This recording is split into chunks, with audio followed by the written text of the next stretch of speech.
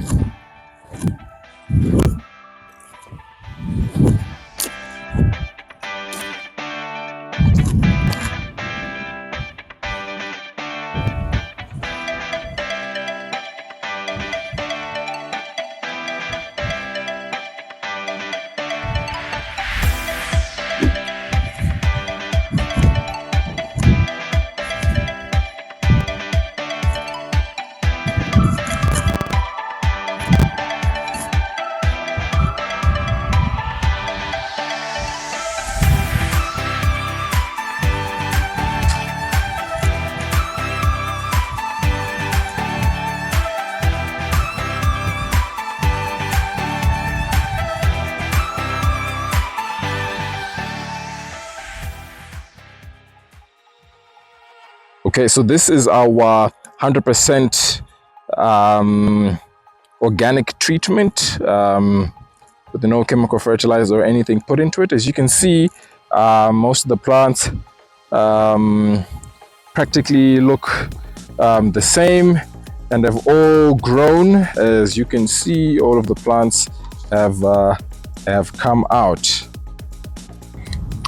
This is for our 50% chemical and 50% vermicompost. So you can see that the plants have sprouted and grown, yes, but we still have some plants that are coming up over here, and generally some that are still growing. The growth is not as even as it is on the 100% organic. However, we still have a very good germination rate with our second treatment, with 50% chemical and 50% chemical fertilizer.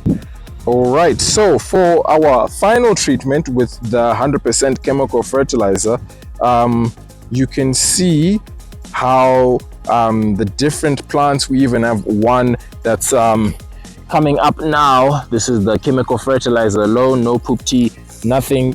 We can see that yes, they have sprouted. This took obviously longer than this plant that we're seeing. However, we have different sized plants across this treatment. This is for our chemical fertilizer. We have some still growing here, and one which seems to be wilting, and I think from here on out, yeah.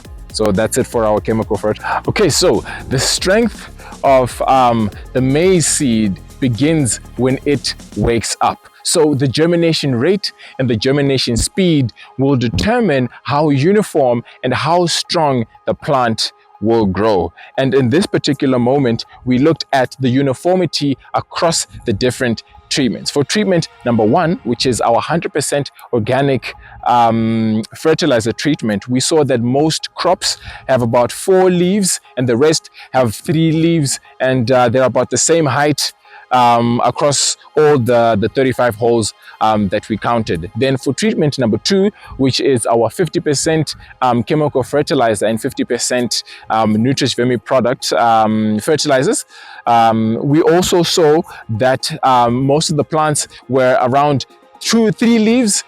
Some, however, are still growing. As we've seen in the video, they have the little shoots that are just coming out of the ground now. Then for our final treatment, which is treatment number 3, with 100% chemical fertilizers, most plants have about 2 leaves. Some of them have about 3 leaves, but we can see with the height and the gaps that in terms of the germination rate, it wasn't as good as the other treatments. So far, our 100% organic fertilizer treatment is leading the rest of the treatments.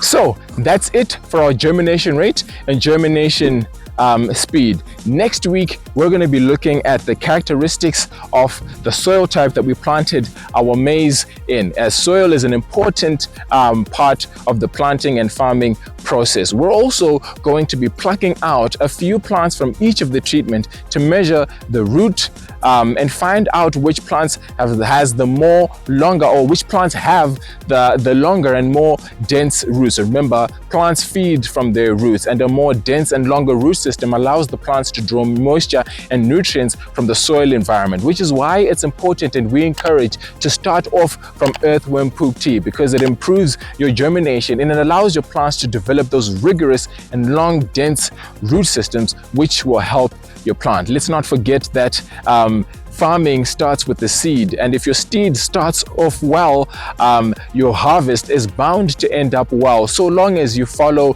good agronomic practices. So please stay tuned for our next episode. We will be focusing on the soil as well as the roots. Until next time.